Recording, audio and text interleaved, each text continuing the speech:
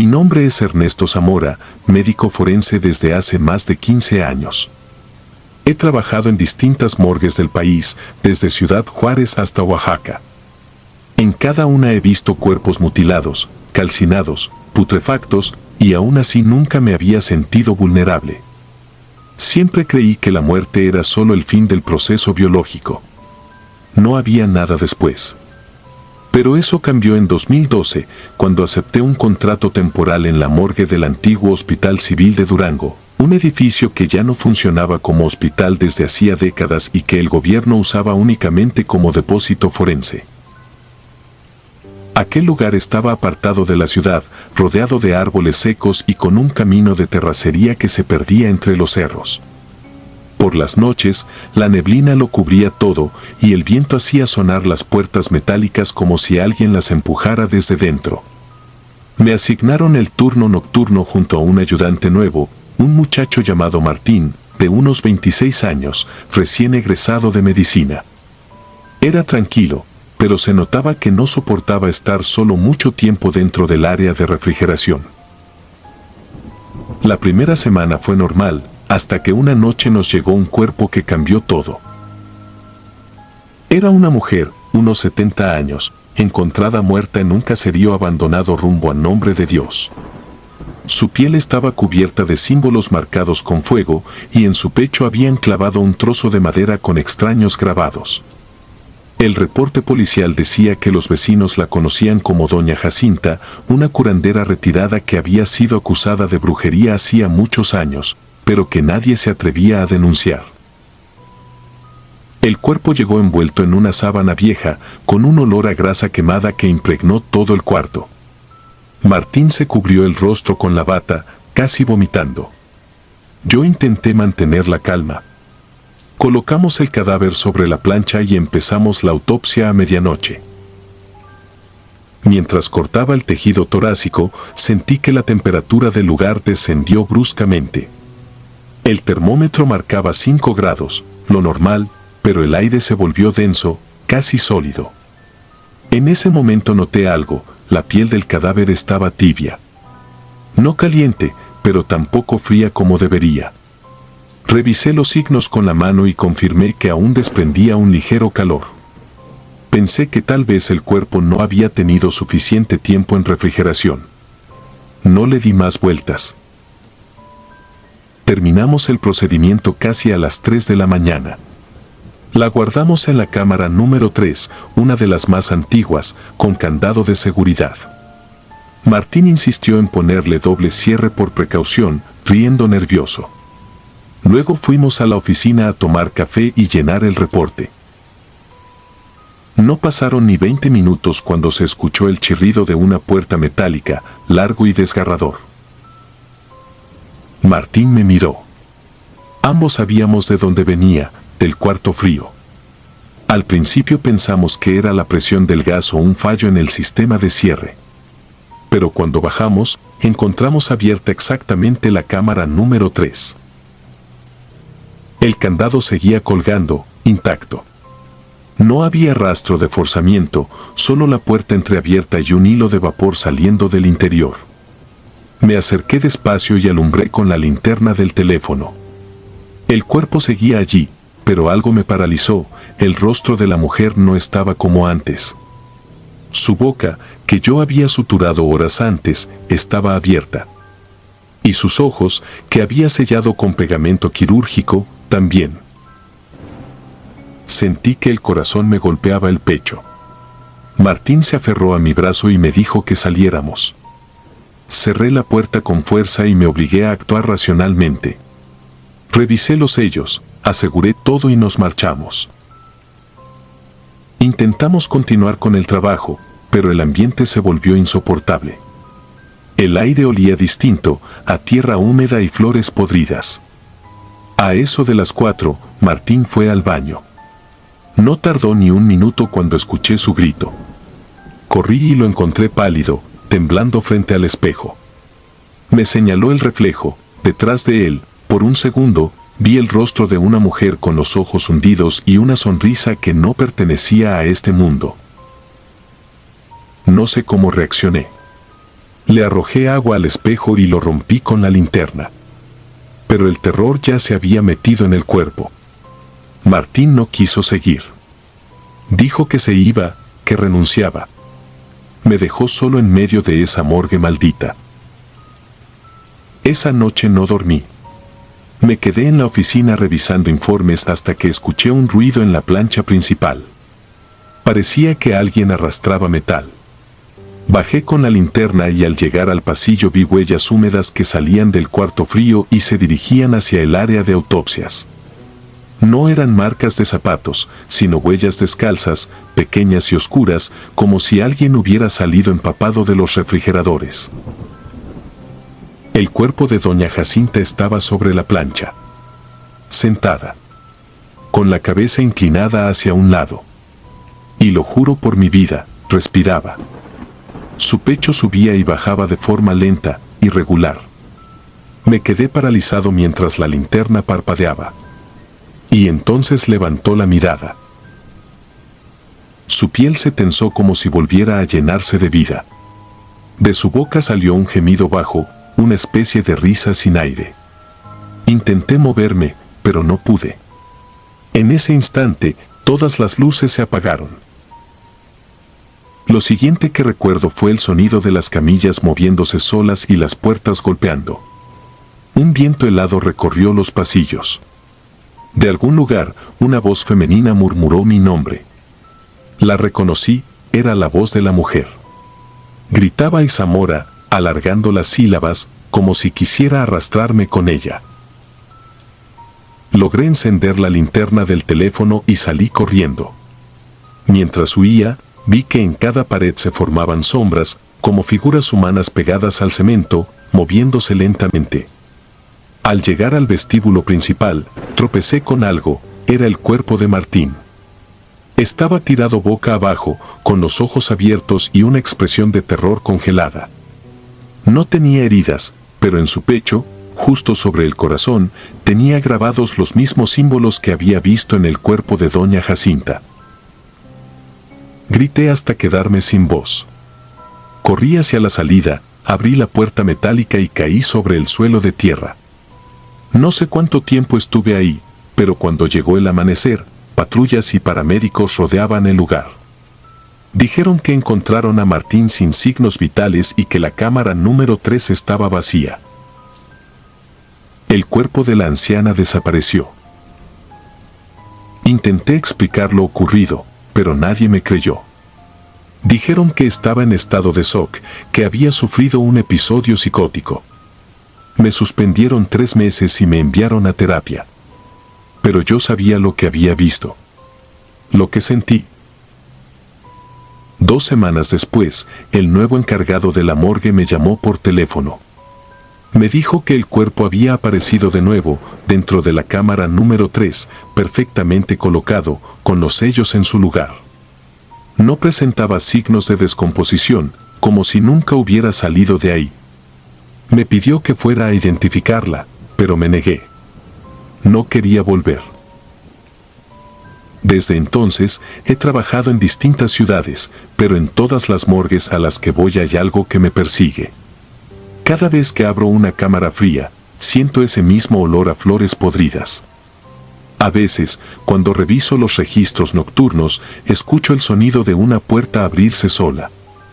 Y en más de una ocasión, he visto en los monitores de seguridad la silueta de una mujer de cabello largo parada junto a las camillas. Dicen que la muerte no tiene voz, pero yo la escuché reír. Dicen que el frío detiene la vida, pero en esa morgue aprendí que hay cosas que el frío no puede apagar. Desde esa noche, cada vez que entro a un cuarto refrigerado, sé que ella está ahí, esperando. Porque la muerte, cuando se niega a descansar, no se queda en la tumba, se queda contigo.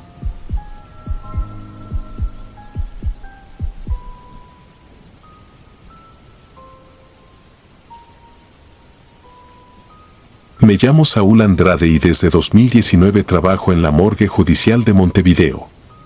Antes de llegar aquí ya había pasado por salas frías en otras ciudades, turnos nocturnos que borran los fines de semana y un par de casos que hicieron ruido en redes porque la gente ama el morbo bien empaquetado. Lo que voy a contar no tiene empaques. No seduce. Se pega a la garganta como el aliento metálico del refrigerador cuando abres la puerta de las cámaras y el aire te muerde los ojos. Aquel invierno me convocaron por un requerimiento internacional, exhumación y nueva autopsia de una joven, Valeria M., cuya muerte había sido etiquetada como suicidio por ahorcamiento. La familia no creyó el dictamen. La fiscalía local, para cerrar frentes, aceptó el peritaje externo. Me enviaron el expediente, las fotografías, los informes de primera intervención. Prometí hacer un trámite, revisar, confirmar o rectificar con fundamentos, sellar, firmar. La burocracia también tiene su forma de descanso. Quise trabajar solo. No por arrogancia, sino porque en soledad no busco agradar a nadie y mi oído detecta mejor los pequeños ruidos que a veces conducen a una evidencia excluida. La morgue quedaba en un edificio antiguo, de paredes con humedad y lámparas fluorescentes que zumbaban con un ritmo que parecía propio, como si alguien más respirara junto a mí. El guardia me dejó la llave del pasillo posterior y se fue a su cabina con su termo y su mate. Tenía la costumbre de cerrar la reja del patio a las 10. Me quedé con las cámaras, las bandejas de acero y una planilla de cadena de custodia que llené con el número del caso y la hora. Exhumaron a Valeria por la mañana y la trasladaron en el mismo ataúd, sellado con una faja de papel gomado. Abrí con cuidado. El cuerpo llevaba meses bajo tierra, la descomposición avanzaba, pero aún permitía la lectura de tejidos relevantes. Había una marca de surco oblicuo en el cuello, más alta hacia el oído derecho, típica de suspensión completa. Las fotografías de la escena mostraban un pañuelo atado a una trave, un nudo simple. Las manos de Valeria, según acta, no tenían lesiones. En teoría, nada parecía discordante. Comencé la reautopsia. Revisé el hueso yoides, los cuernos del tiroides. La putrefacción complica, sí, pero deja sus propias pistas si uno se toma el tiempo. En el primer corte pensé que confirmaría lo esperado, no palpé fracturas evidentes y la lengua mostraba edema compatible con la suspensión. Tomé muestras para histología, sellé tubos, rotulé. Era tarde. Estaba a punto de quitarme los guantes cuando noté, en el borde interno de la muñeca izquierda, un hilo translúcido pegado a la piel por los fluidos. Un hilo casi invisible, de esos que se despegan de una prenda barata o de una cortina mal cosida. Lo coloqué en un sobre. Un detalle mínimo que no contradice nada, me dije, pero que tampoco sobra. Fui a lavar el instrumental. El agua tibia ahoga por segundos el olor a congelado y formol. Al cerrar la llave, el zumbido de las lámparas pareció bajar de tono, como si alguien hubiera entrado al pasillo y el peso del aire cambiara. Regresé al box. La puerta de la cámara 7, que yo mismo había cerrado, estaba apenas, muy apenas, separada del marco. El frío escapaba como niebla. No pensé en fantasmas. Pensé en fallas de succión, en goma reseca, en el descuido que mata evidencias por una diferencia de temperatura. Empujé la puerta. Dentro, en la segunda bandeja, yacía Valeria, cubierta por la sábana quirúrgica. Había dejado el rostro expuesto para evaluar algo del cabello y el pabellón auricular. En la boca, el rictus de los muertos es siempre el mismo, indiferencia. Me acerqué para recolocar la sábana y fue ahí cuando ocurrió. Su mano, la izquierda, cayó 1 centímetro, quizá 2, y rozó la mía con una tenacidad imposible. No fue un espasmo. No era un músculo rebelde desatando su último impulso químico. Fue un contacto que duró lo suficiente para que yo, que he visto abrirse párpados por gases acumulados, distinguiera la diferencia entre lo involuntario y lo dirigido. No grité. Me quedé quieto, con la piel de la nuca erizada, como si un pequeño insecto caminara por debajo. Retiré mi mano con cuidado, como quien saca una herramienta de un engranaje activo. Cerré la puerta de la cámara con un golpe seco que retumbó en el pasillo y me apoyé en ella, dejando que el frío me cruzara la bata. Mis dedos temblaban. Miré la planilla de cadena de custodia. Miré mi caligrafía, la hora, la firma. Las cosas que están en papel parecen más reales que lo que roza tu piel. Decidí irme. No por miedo, me repetí, sino para proteger lo hecho. Cerré con llave el box, dejé el pasillo ordenado. Afuera, el guardia dormitaba. Me fui al departamento que me habían dado por esos días. Me duché para ahuyentar el olor a acero y putrefacción que se pega en los pliegues del codo. Fue en ese silencio del agua cuando oí pasos en la habitación, pasos acompañados de una respiración leve, irregular, como de alguien que llora intentando no hacer ruido. Cerré la llave. La casa de renta tiene su propia acústica, me dije. Tuberías. Vecinos. Sin embargo, cuando salí envuelto en la toalla, la ventana seguía asegurada y la puerta cruzada con la cadena interior. Regresé al baño para enjuagarme los dientes. No quise alzar la vista al espejo, uno aprende que la mitad del miedo vive en los reflejos. Pero la alcé. La vi detrás de mí, nítida, sin el barro y la cera de la exhumación, con el cabello pegado a las sienes como si hubiera intentado secarlo con prisa. Sus ojos no eran de película. Eran ojos de alguien que no durmió demasiadas noches por culpa de otra persona. Me miró con una tristeza tan densa que no me importó si aquello era o no posible. Cerré los ojos, con una presión de mandíbula que me dolió en los oídos. Cuando los abrí, el espejo estaba vacío, salvo por algo a lo que no supe darle nombre, una insistencia. Volví a la morgue de inmediato. La ciudad a esa hora resuena diferente, como si las avenidas fueran un río de cristales. El guardia me abrió sorprendido. No expliqué. Entré. Encendí el box. Saqué a Valeria de la cámara y repetí la exploración con una obsesión que rozaba lo torpe. Coloqué luz lateral. Revisé fotogramas en mi cabeza. Pensé en el hilo translúcido. Pensé en la marca oblicua del surco. Pensé en que lo obvio no siempre es lo primero que se ve. Entre los cabellos del occipital encontré pequeñas partículas de pintura, microscópicas, azuladas, adheridas a la queratina. No venían de la trave de la escena, que en las fotos era de madera sin pintar. Tomé muestras. En la comisura de los labios, un leve residuo fibroso que no era saliva solidificada, era tejido de tela, presionado por tiempo suficiente. En el tórax, por debajo de la piel descompuesta, equimosis antiguas que el primer informe no consignó por no verlas o por no querer verlas. En el cuello, una incongruencia mínima, el surco evitaba un punto donde la piel, antes de morir, había sido presionada de otra forma, como si algo hubiera sujetado la laringe por delante antes de la suspensión. Lo entendí por fragmentos. Alguien había fabricado un suicidio sobre una asfixia previa. Es más simple de lo que parece, sofocar con tela, mantener la presión, dejar que el cuerpo se rinda y luego colgarlo de un nudo mediocre para dibujar un final reconocible. La ausencia de fractura del hioides no exculpa, lo saben hasta los manuales. Lo que mata es la presión y el tiempo, no la dramaturgia del nudo. Miré a Valeria una vez más. No esperé una señal. La señal ya estaba en cada microfibra. Redacté el informe con términos que no admiten consuelo, hallazgos consistentes con asfixia por sofocación previa y posterior suspensión, lesiones compatibles con maniobra de sujeción, microfibras y partículas incongruentes con la escena documentada.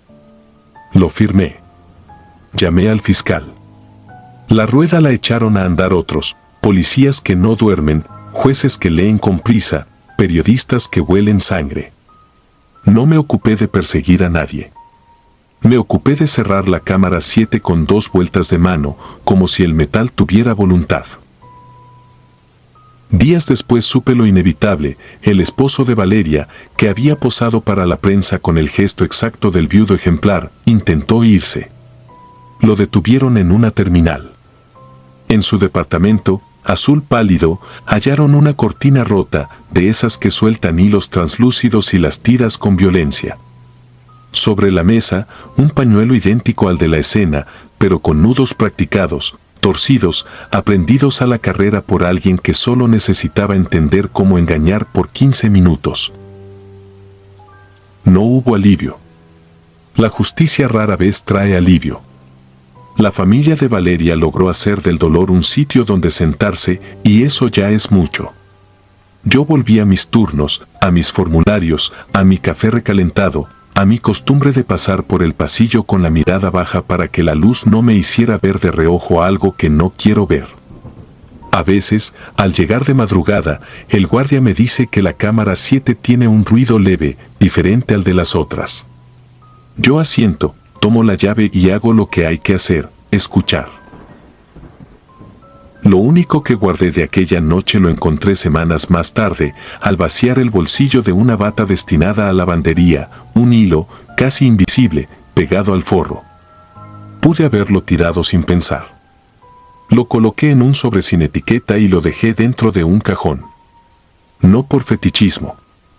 Por respeto. Porque en mi oficio he aprendido que los muertos no hablan, pero insisten. Insisten con la puntualidad de un zumbido de lámpara, con la respiración de una casa vacía, con una mano que cae lo suficiente como para tocarte los dedos y recordarte que, si no miras 2 veces, la verdad se acomoda donde le conviene al vivo.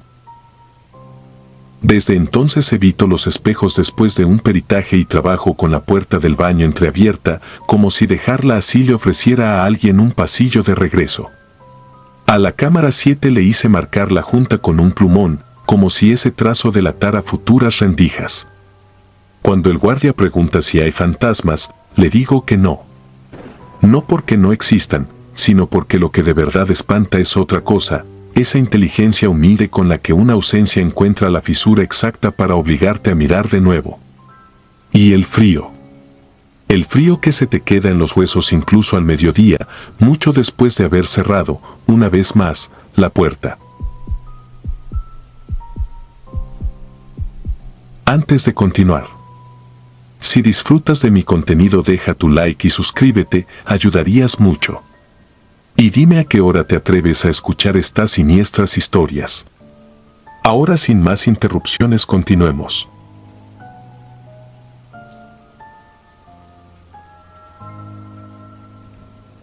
Me llamo Ricardo Beltrán. Soy médico forense desde hace más de 20 años y he visto lo suficiente para desconfiar de la memoria, que a veces lima bordes y otras los afila. Hay noches, sin embargo, que no se dejan editar. Esto ocurrió en 2009, cuando me asignaron a cubrir un turno nocturno en la morgue de El Salitre, un municipio modesto entre cerros, a 2 horas de mi ciudad. Llegué con la sobriedad de siempre, el maletín con lo necesario, la mente fría que uno aprende a fabricar como dique. Afuera, el viento corría polvo sobre una calle desierta; adentro, el zumbido constante de los refrigeradores marcaba el compás de la guardia.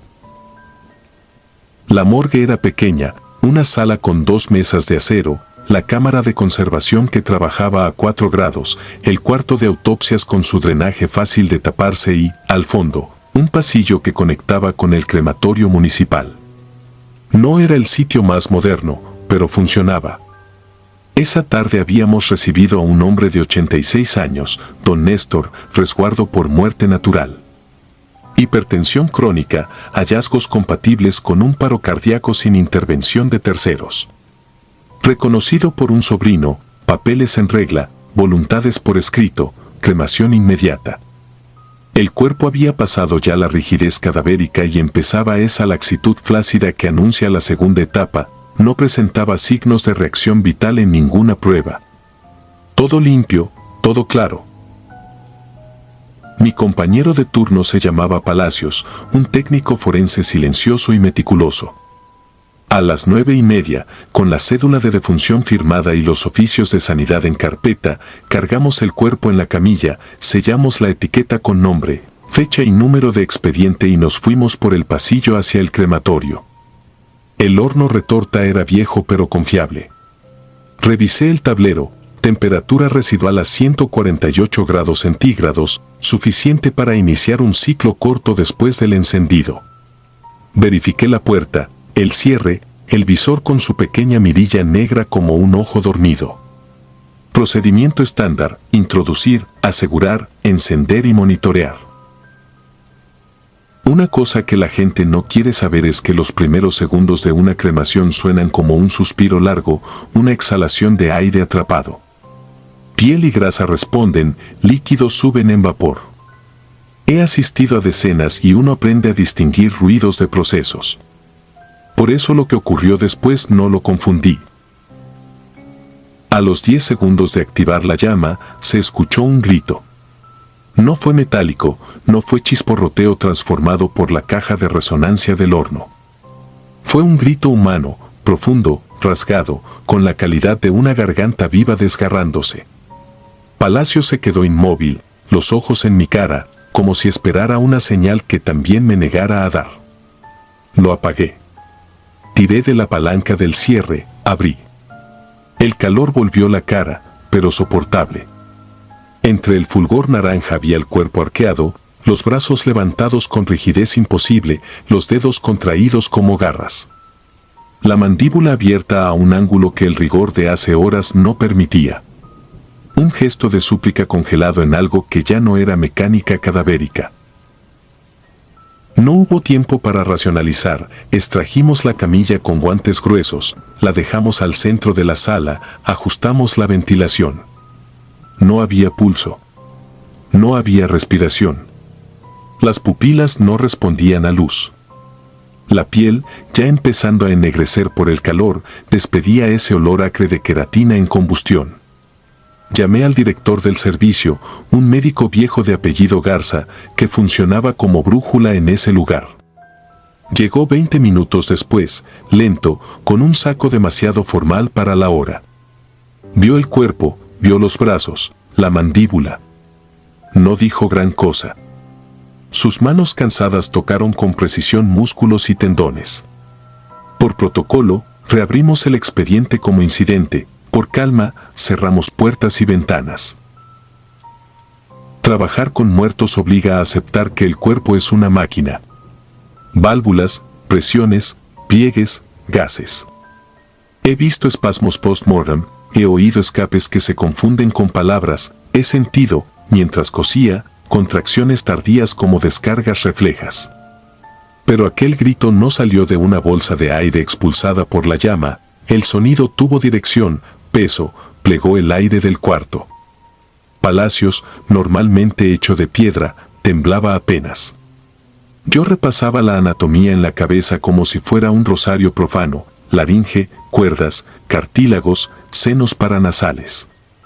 Ninguna explicación encajaba con la postura de súplica que no existía 10 segundos antes.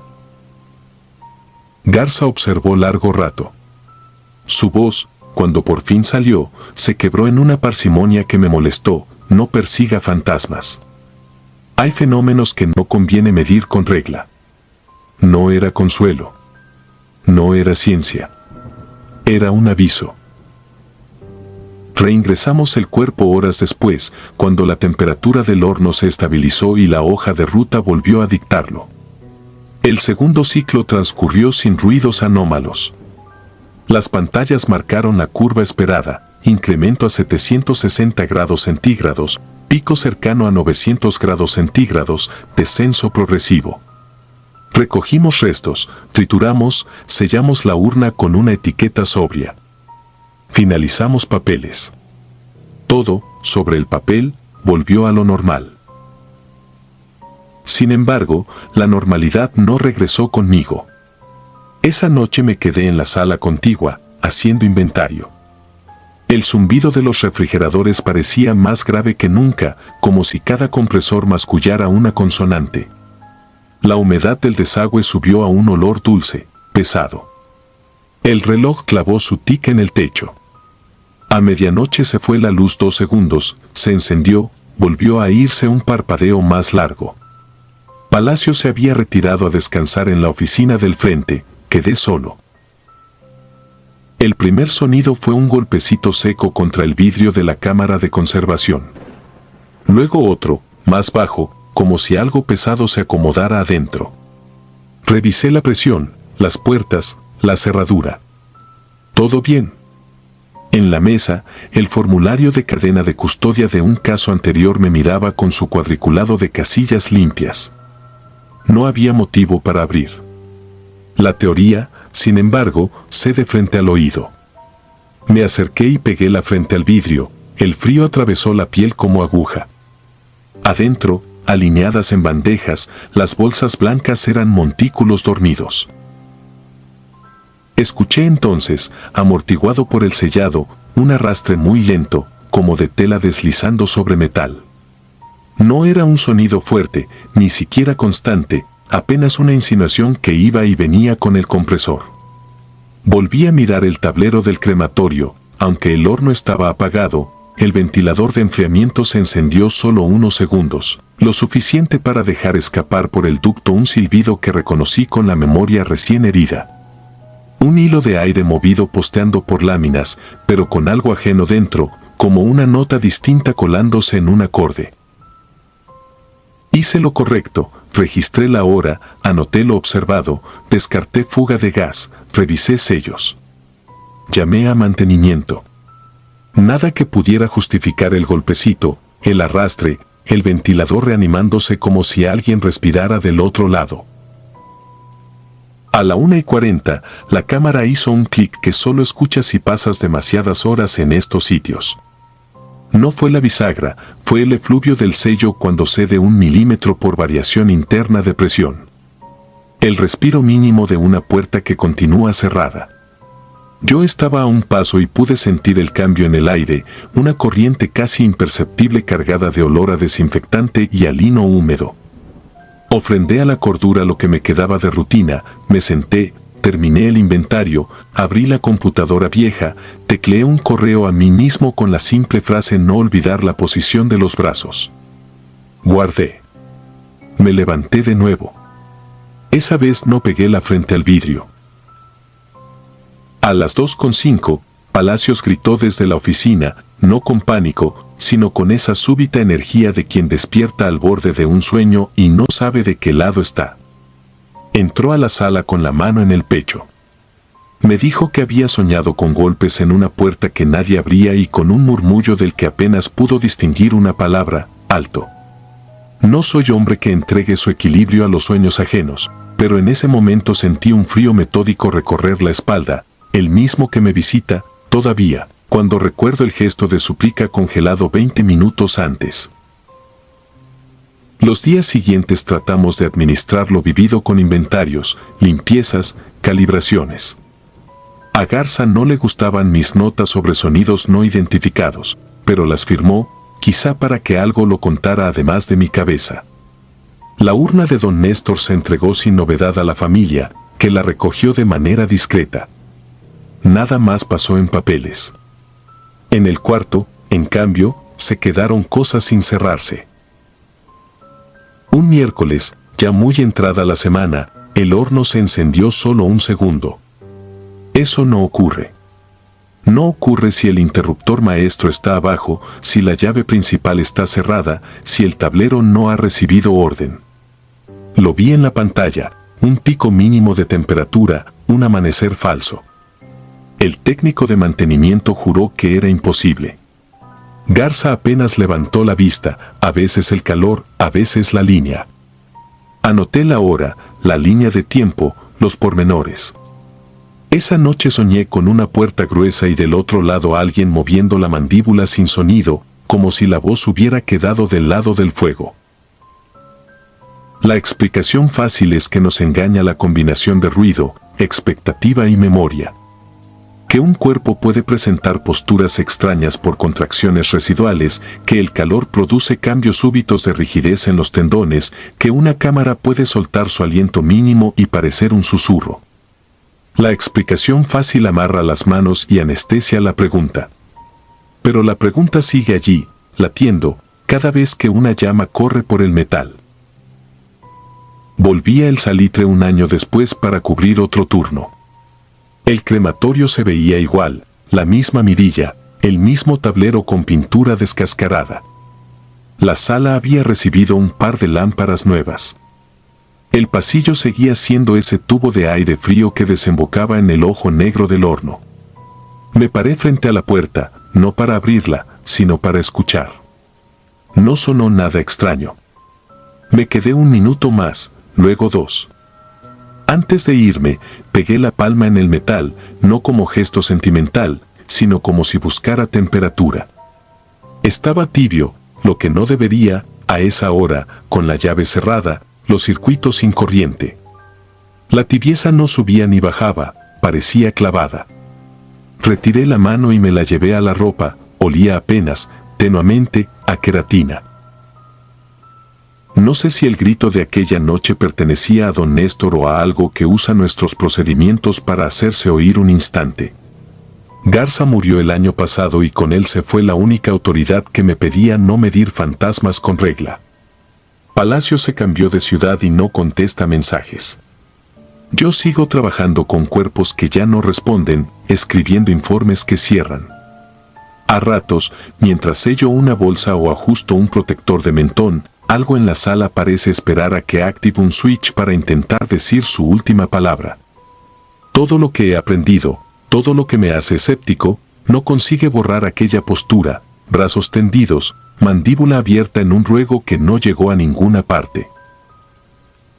Hay noches en las que el zumbido de la cámara se vuelve demasiado parecido a una respiración. Esas noches tardo en irme. Apago luces, verifico cerrojos, reviso tableros. Salgo al pasillo y camino hasta el horno apagado, lo miro como quien observa una ventana por la que no quiere asomarse. Y, contra lo que dicta la prudencia, acerco el oído a la puerta fría. Casi siempre no se oye nada. Casi siempre. Cuando un hilo de aire atraviesa lámina y junta y trae desde adentro una nota que no pertenece al mundo mecánico, cierro los ojos sin querer, como quien espera un ladrido y recibe un nombre. No es que crea en fantasmas. Es que hay cenizas que suplican, y uno, que no es juez ni sacerdote, solo registra el sonido y firma.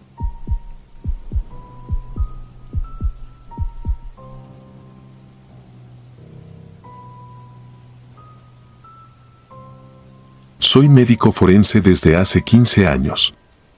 No sé si lo que voy a contar fue una alucinación causada por el cansancio o una advertencia de algo mucho más oscuro que habita en los lugares donde la muerte no termina su trabajo. Todo ocurrió en 2011, cuando fui asignado temporalmente a la morgue de Ciudad Obregón, en Sonora. La violencia en esa época había saturado los laboratorios, y los cuerpos llegaban a diario, a veces en condiciones imposibles de describir. Recuerdo claramente mi primera noche ahí. El edificio era un bloque gris, sin ventanas, con un olor que se quedaba pegado en la piel incluso después de bañarte. El frío de las cámaras no era suficiente para disimular el hedor de la carne que se pudría más rápido de lo que el sistema podía procesar. Me recibió un compañero llamado Luis, un forense joven pero con la mirada vacía de quien ya había visto demasiado. Esa noche me pidió quedarme a cubrir el turno con él. El técnico que normalmente los acompañaba había renunciado esa misma semana. No me negué. Quería demostrar que podía manejarme solo en esos entornos, aunque por dentro algo me decía que no debía quedarme. El trabajo fue rutinario al principio, autopsias de rutina, registro de huellas, fotografías, revisión de heridas de bala. Pero cerca de las 2 de la mañana llegó un camión con 3 cuerpos calcinados. Los colocamos sobre camillas de acero mientras Luis terminaba un informe. Me pidió que los limpiara antes de ingresarlos a los congeladores. No me inmuté, ya había hecho eso cientos de veces. Sin embargo, mientras los lavaba con la manguera, noté algo extraño. El agua resbalaba sobre la piel quemada de uno de ellos, pero no se filtraba hacia el desagüe. Era como si el cuerpo estuviera emitiendo una sustancia aceitosa que repelía el agua. No dije nada. Terminé rápido y cerré los compartimientos metálicos.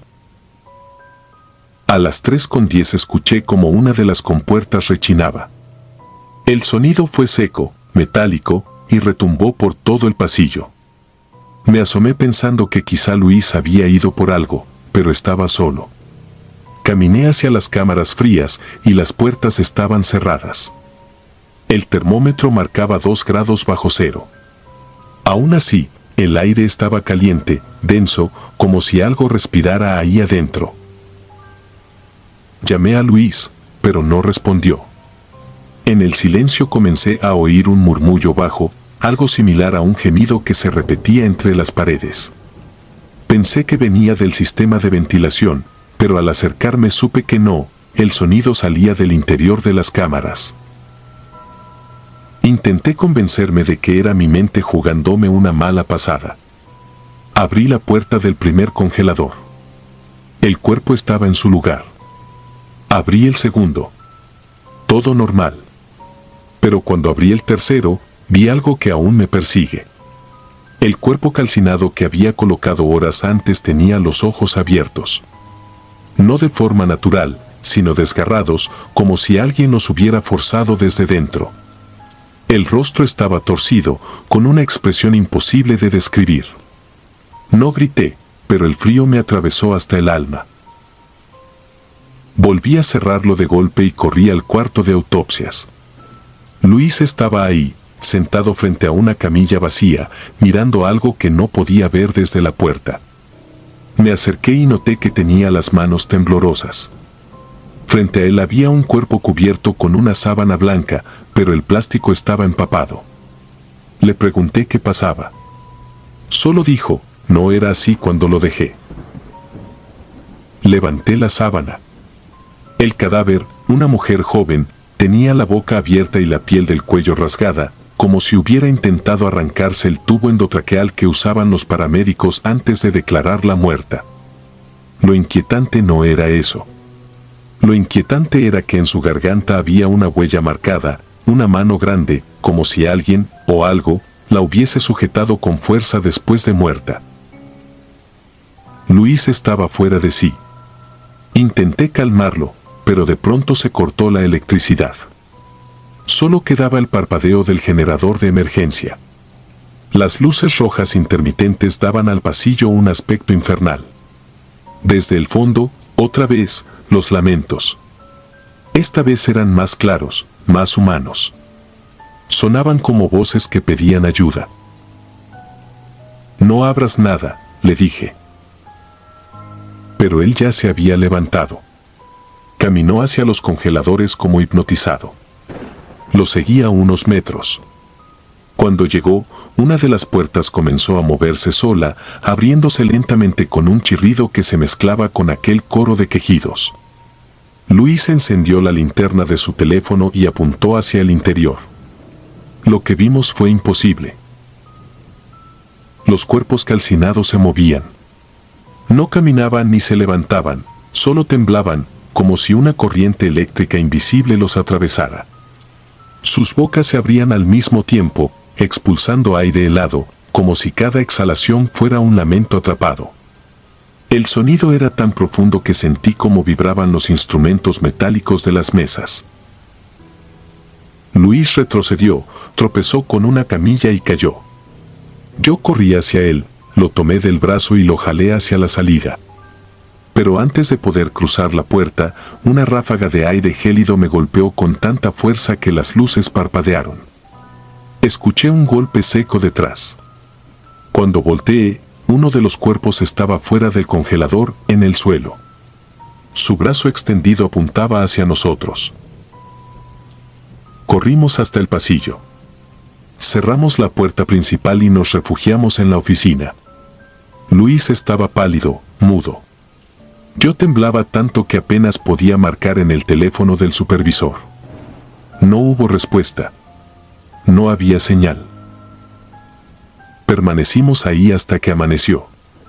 Cuando llegaron los del turno de día, contamos lo que vimos, pero se limitaron a reír. Dijeron que el estrés y el frío podían provocar alucinaciones, que a más de uno le había pasado. Nadie nos creyó. Lo peor fue cuando regresamos esa noche para continuar el trabajo. Las cámaras estaban vacías. Los cuerpos que habían llegado calcinados no estaban. Los registros tampoco. Desaparecieron del sistema como si nunca hubiesen existido. El encargado solo nos dijo que quizás se los llevaron a Hermosillo por orden judicial. Pero la morgue no tenía transporte esa mañana. Nadie los había tocado. Luis no volvió a trabajar después de esa semana. Me enteré por otros compañeros que lo internaron en un hospital psiquiátrico en Nogales. Decía que las voces no lo dejaban dormir, que lo llamaban por su nombre en la oscuridad.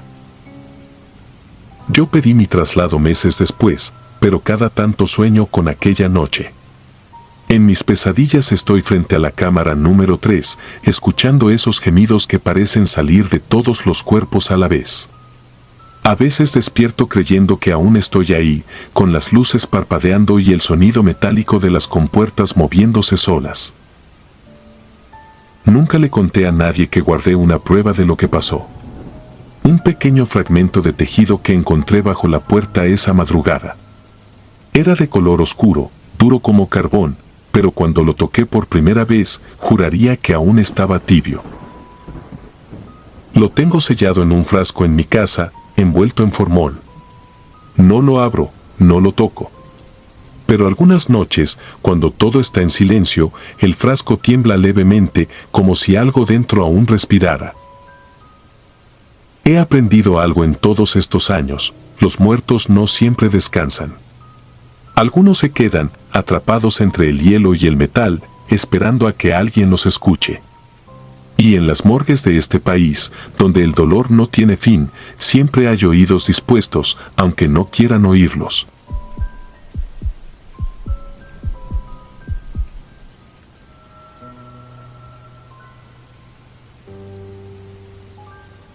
Me llamo Isaías Camacho. En 2014 hice mi servicio social como asistente de patología en el Hospital General de Zacatecas. No tenía experiencia, pero me sobraba disciplina. Las noches en la morgue me parecían un trámite: encender el extractor, revisar inventario, confirmar etiquetas, mantener el cuarto frío a 3 grados. Creía que el trabajo era un asunto de manos firmes y hojas llenas. No sospechaba que, antes de aprender a cortar, tendría que aprender a escuchar. El pasillo hacia el cuarto frío medía una eternidad.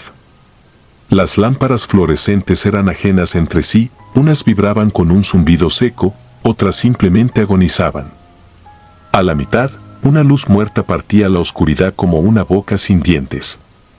Me acostumbré a medir el aire por el olor: formol recién abierto, metal húmedo, plástico nuevo, café recalentado del velador. A las 2 de la mañana todo pierde color, incluso el miedo.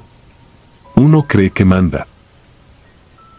La primera vez que conté cuerpos sentí que el número era una cuerda. Teníamos 9, según la bitácora. Yo debía confirmar uno por uno, leer pulseras, cotejar números, revisar que las sábanas cubrieran bien. Al levantar la segunda sábana miré de reojo un perfil donde no debía haber ninguno.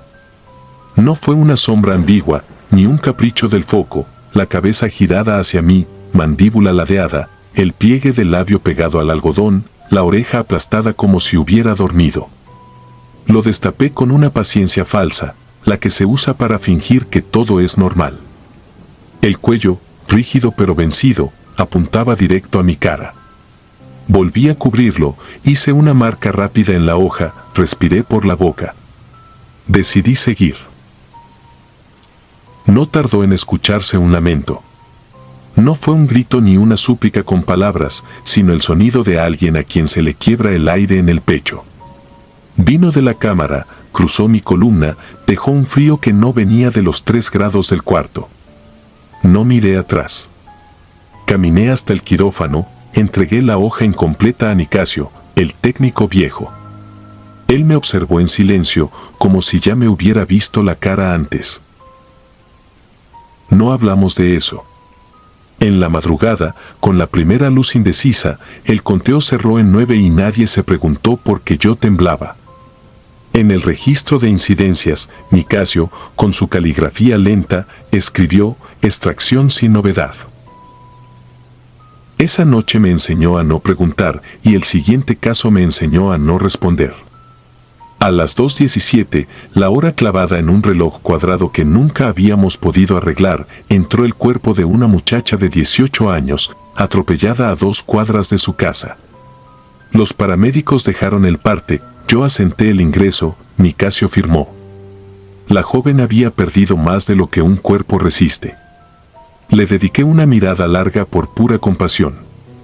Fui a buscar al guardia para preguntar si alguien había llamado. Silvestre, el de seguridad, bebía café tibio. Me dijo que nadie, aunque agregó, casi al pasar, que una muchacha había entrado minutos antes preguntando cómo volver a su casa. Estaba desorientada. Le explicó el camino para tomar un taxi hasta su colonia. No la acompañó porque no puede abandonar su puesto. Volví a la morgue con la idea de que quizá una hermana o una prima había llegado tarde.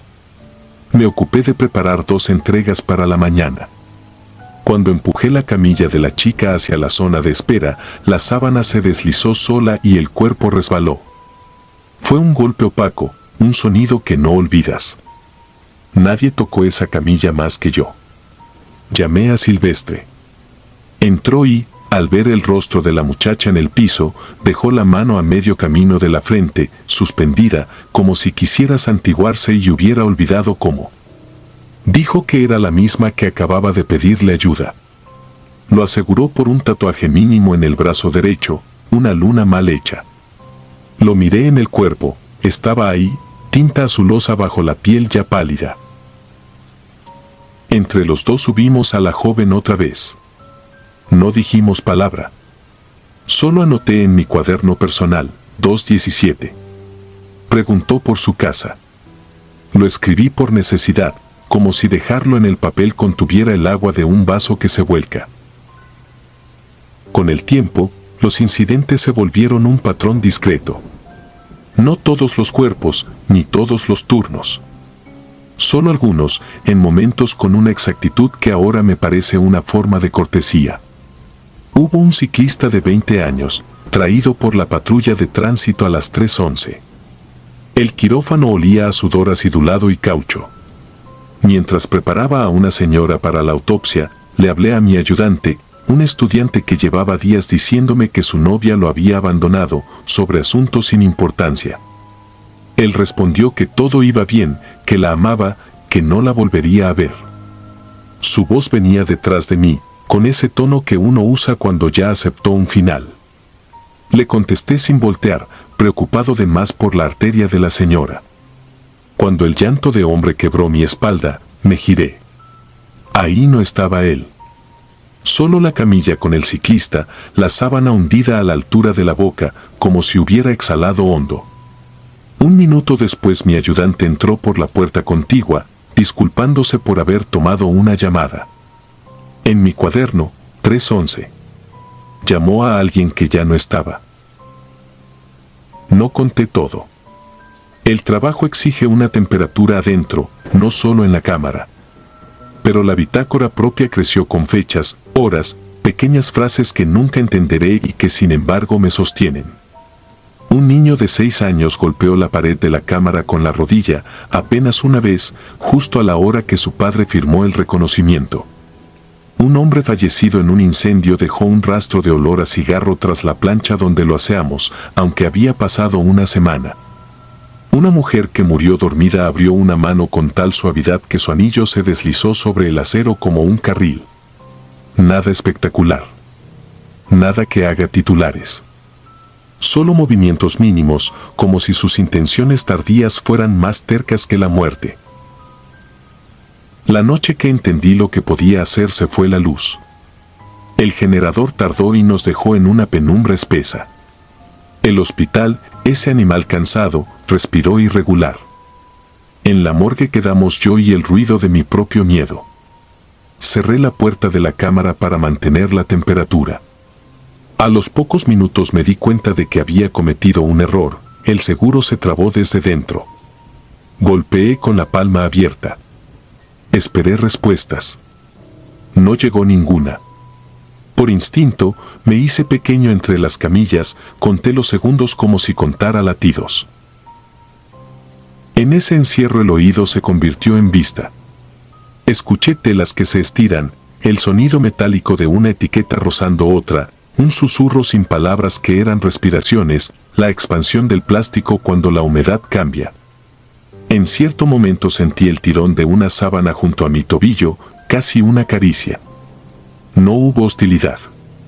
Hubo, más bien, la insistencia de quien toca un hombro para preguntar por una dirección. Pensé en la muchacha que buscaba su casa, en el ciclista que necesitó despedirse, en la cabeza girada hacia donde yo estaba. Entendí que la morgue no era un cuarto de cuerpos, sino un pasillo de intenciones. Que algunos llegaban con la última tarea a medio hacer y, por un rato, seguían buscándola. Cuando el generador arrancó, abrí el seguro como si nunca se hubiera trabado. Afuera, Nicasio caminaba hacia mí con una linterna. Le dije que todo estaba en orden. En mi cuaderno escribí, apagón. Tocaron la sábana. Preguntan sin voz. Desde esa noche empecé a cambiar una costumbre.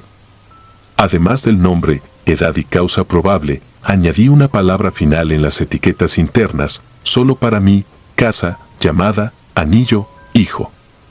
No tenía un propósito técnico. Era, si acaso, un gesto. Un reconocimiento a esa última dirección que pareció traerlos. A veces, cuando colocaba la pulsera con esa palabra secreta, el cuarto se volvía más quieto, como si la insistencia recibiera un mapa. No me volví creyente de nada en particular. No invoqué santos ni hablé en voz alta con nadie que no estuviera ahí. Hice mi trabajo con más cuidado que antes. Medí el formol con paciencia, limpié al final como si limpiar fuera secar una tarde de lluvia que no me pertenece. Entregué cuerpos a familias que aprendí a mirar a los ojos sin temblar. Y en cada madrugada, a las 2:17, miré el reloj cuadrado y respiré hondo. Terminé el servicio meses después. El último día le dejé a Nicasio mi cuaderno. Le pedí que lo guardara en algún cajón. No tiene explicaciones, solo horas y manos. Lo hojeé por última vez y me detuve en una página con manchas de café. Dice, si escuchas, no corras. No todos los ruidos son para asustarte. Algunos solo piden que confirmes el inventario. No he vuelto a trabajar en una morgue, pero aún sueño con el pasillo. Camino entre lámparas enfermas y puedo oler antes de ver. Siempre hay una sábana que se ajusta sola, una etiqueta que roza otra, un reloj que insiste en la misma hora. No hay voces, solo esa pequeña presión en el tobillo, el peso tibio de una intención que no alcanzó a llegar. Me despierto con la sensación de haber contado bien. Con la certeza de que, mientras alguien escribe la palabra adecuada junto a un nombre, el cuarto frío permite, por unos segundos, que el mundo se acomode. No cuento esto para asustar a nadie. Si algo aprendí es que el verdadero horror no está en la sangre ni en la carne abierta, sino en la insistencia discreta de lo que no se resolvió. La morgue, en su silencio, es un puente. Algunos cruzan de inmediato. Otros, antes de irse, preguntan la hora exacta para no perder el último taxi. Y siempre, aunque nadie lo crea, hay alguien que contesta. A veces es el técnico viejo con sus manos en paz. A veces es el guardia con café frío. Y a veces, la mayoría de las veces, es el que cuenta y escribe, solo, con una linterna de bolsillo y la letra floja, alguien que, sin saberlo, les presta un mapa con la tinta de su miedo. Si disfrutas de los relatos, te invitamos a apoyarnos con un like y un comentario, ya que eso nos ayuda muchísimo. Además, si aún no estás suscrito o suscrita, te animamos a formar parte de la comunidad del terror. Muchas gracias por escucharnos y por tu apoyo.